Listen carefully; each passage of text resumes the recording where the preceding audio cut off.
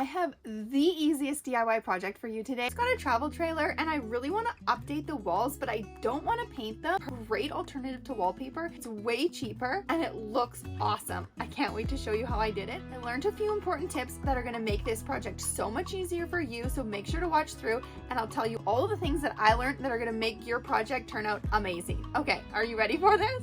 So instead of wallpaper, I'm gonna try stamping it. I ordered these stamps off Amazon and I will admit I didn't read the size. They are smaller than I thought, but we're gonna give it a try. The first thing you need to do is clean your walls really well. I'm using this TSP, I'm spraying it on the walls and I'm wiping them all clean. It's so important that the walls get really clean in order for the paint to adhere well.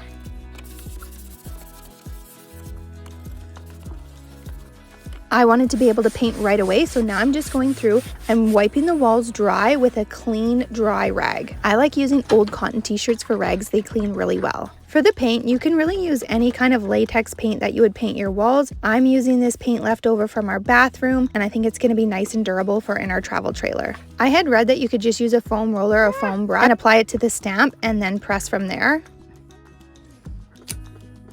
Too much paint. But as you can see, that did not work for me. I tried just rolling the paint out thin on a piece of paper and then stamping from there. Go. I tried it again this way, just rolling out a thin layer of paint and pressing the stamp into that and then stamping it onto the paper just to make sure that this really was the method and it worked really well. When it comes to applying the stamp on the wall, you want to press the whole stamp evenly and you don't want to push too hard. Another tip, not to worry if you smudge, just get a rag with TSP on it and you can wipe it clean, but make sure to wipe it right away because it does dry quickly. Okay, let's try that again.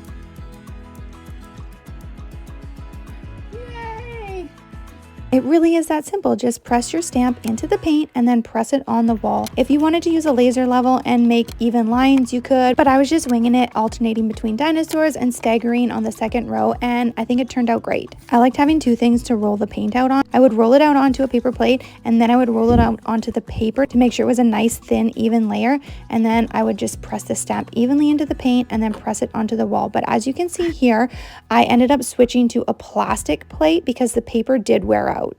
I do highly recommend having two plates though, because you want to get the bulk of the paint off on the first one, and then the second one you make a nice thin even layer. It really makes a big difference. If you accidentally get too much paint on the stamp, just wipe it all clean with a rag and then you can start fresh again.